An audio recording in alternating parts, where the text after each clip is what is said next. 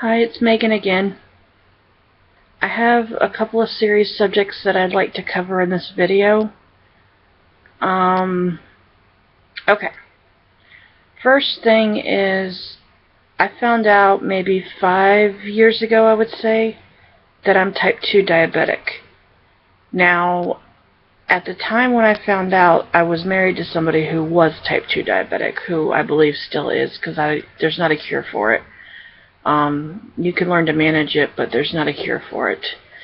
And immediately I was thrusted into this world where I had to check my blood sugar, I had to take medication for it, and had to watch what I eat, I had to get exercise, I had to get healthier. Well, I've done the best that I could over the years. Actually, sometimes I'm better at it than other times, but I discovered that if I want to keep my numbers at a good level, that I need to eat better. I need to eat more lean meats, less red meat, more chicken. I don't do fish and I can't do dairy. So I have to supplement in the ways that my body can handle.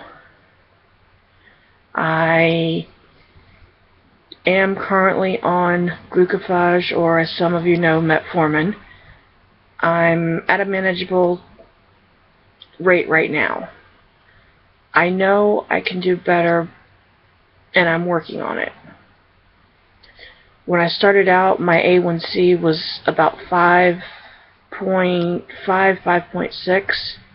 Now, on some scales, you wouldn't put somebody on medication for it. You'd tell them to change their diet and their lifestyle, etc. Well, I had been doing really good, and then I went through a divorce. I lost my insurance, one thing after another, and when I had my A1C checked, I believe it was a month, maybe 2 months back, I was at 8.1, and it scared me because I haven't been feeling well. I've noticed symptoms have changed. I have neuropathy, and I have it in my hands, and I have it in my feet. And right now, the soles of my feet itch and burn, and they get flaming red. There's heat feeling to it, and the same goes for my hands. Now, when I first started having issues, it was with my feet. It's progressed to my hands.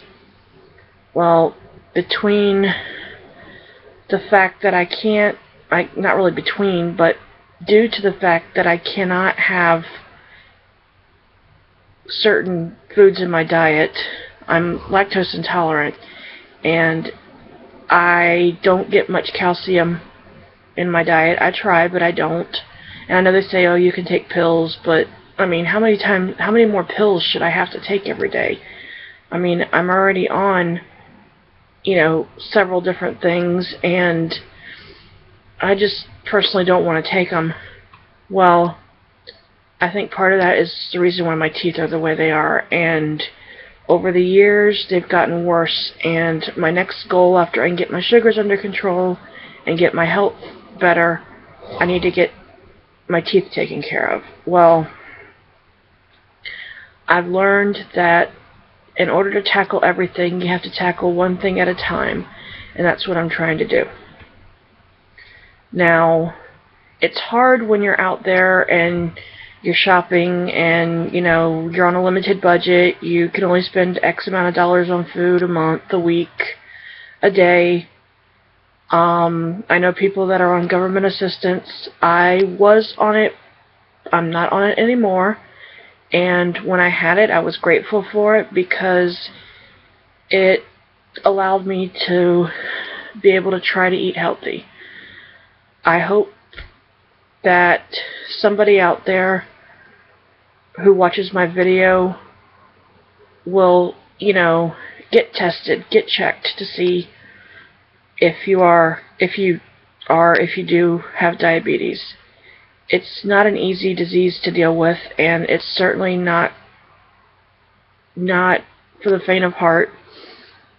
It's a lifestyle change, and sometimes I don't make the best choices.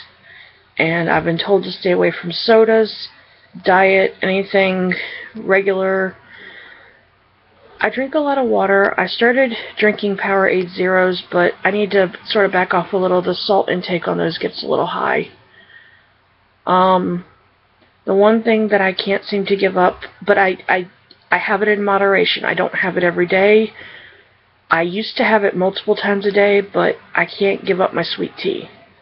Now, I know you say you can have unsweetened tea and you can put Splenda in it or something like that. No, I'd rather just have it, you know, sweet tea with lemon, iced sweet tea with lemon.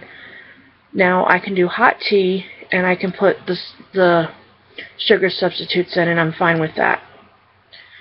Now, if I do it in moderation and I drink a lot of water, and that's only the sugary substance that I have for that day, usually my sugars, they kind of balance themselves out.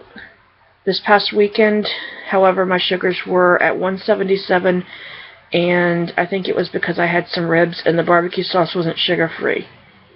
Now, I did find some sugar-free barbecue sauce when I was shopping at Walmart, and I don't remember the name of the brand, but it's in a glass jar, and they make sugar-free. You can get hickory, honey flavor. They might have an original. I'm not really sure. Just, you know, do some research. Go online. Look up things. Try things. You're not going to know if you like it unless you try it.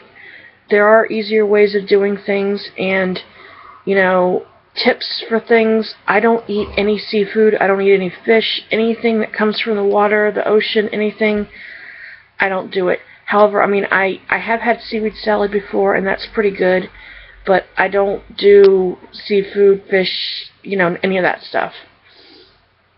I eat a lot of, you know, fresh veggies, being that it's spring, summertime, it's my favorite time of the year, but you gotta watch your intake when it comes to starchy vegetables and some more of your sweeter fruits, oranges, melons, within moderation. If you buy like fruit cups, get them unsweetened and either in water, or I don't know if you can handle, you know, in their own juice, but even then it's still high in sugar, and limit yourself. There are things you can have, you just have to do the math on it, and you have to do the research. It's not an end-all, it's a lifestyle change, and if I can do it, you can do it. Alright, I hope this helps somebody out there, and I will leave you now. Have a wonderful day, and I'll be back later.